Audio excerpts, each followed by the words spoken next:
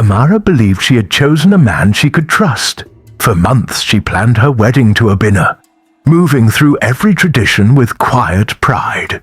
Amara was a tall young woman with smooth brown skin, bright eyes, and long black hair she wore in a neat braid. She thought of Obinna as honest and dependable.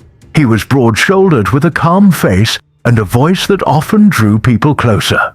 Their families prepared for the union, expecting a joyful future. One evening after an engagement celebration, Amara stepped away to collect her bag and heard voices in a side room. The words were quiet but sharp. A woman begged for a promise, and Obinna answered with a tone that carried secrecy. Amara froze. The woman's name, Ada, slipped into the conversation along with talk of money. The truth landed like a stone in Amara's chest. Obinna was hiding another relationship and a plan to use her dowry for debts. That night, Amara drove home alone.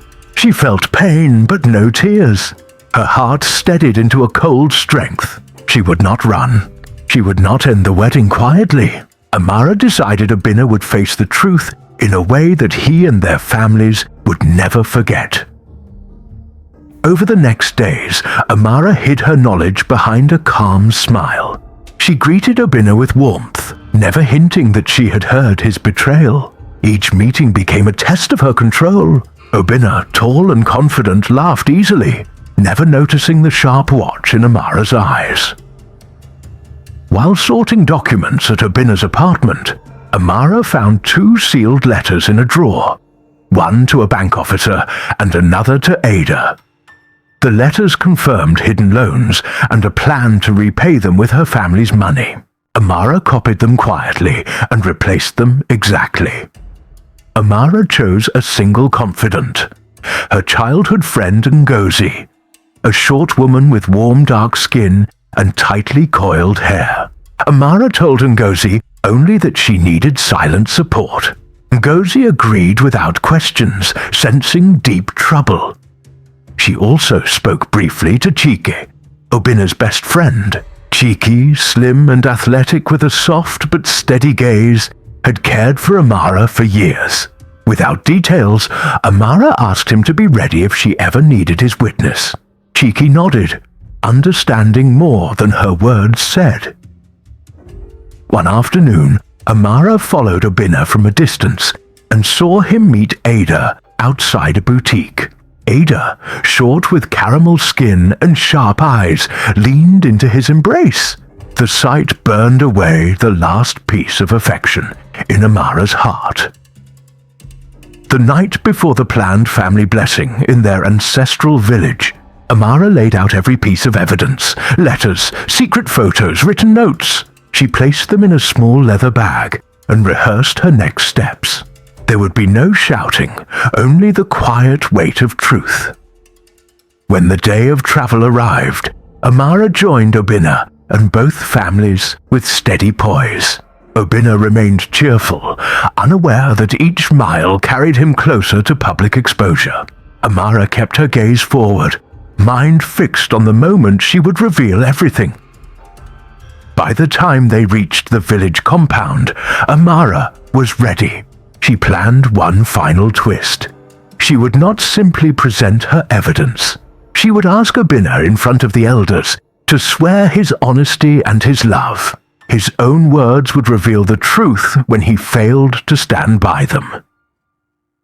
This was how Amara ended the first chapter of her plan.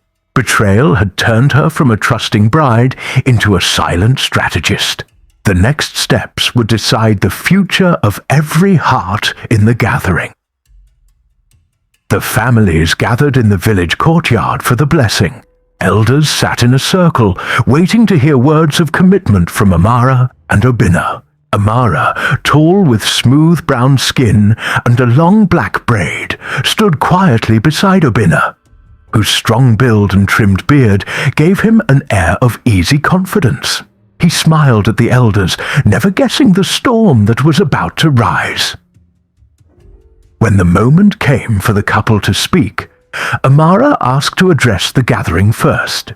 She thanked everyone for their love, then requested that Abina swear before the elders that he loved her alone and had no secret debts or promises. Her voice was calm but unshakable. Abina, surprised but confident, agreed without hesitation, declaring his loyalty and honesty.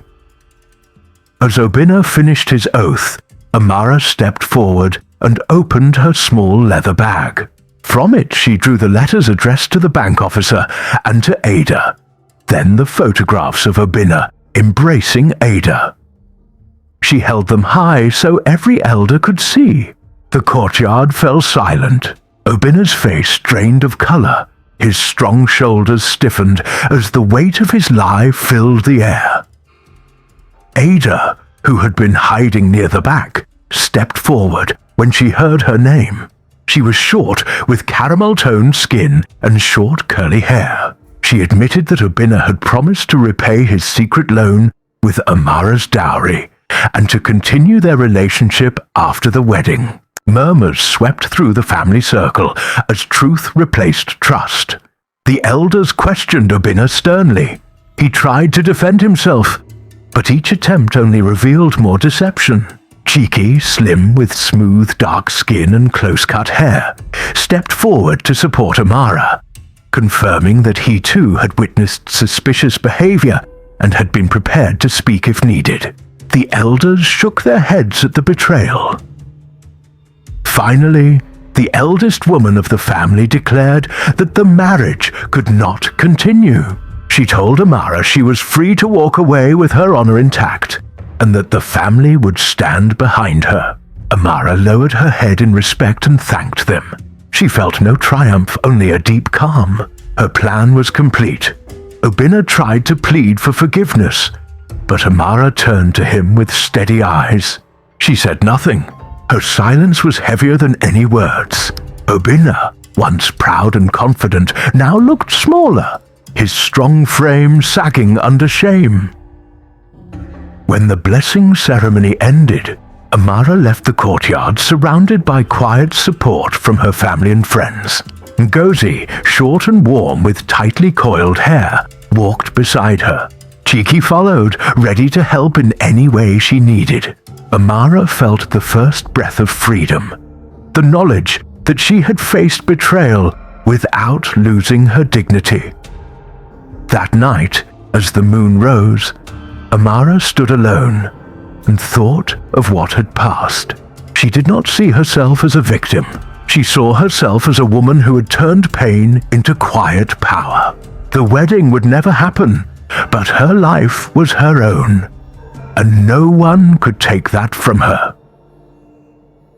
Amara woke early the next morning, the first light of dawn spreading softly across the village path. She felt the cool air against her skin and listened to the quiet sounds of birds beginning their day. There was no rush, only a steady awareness that her life was now hers alone.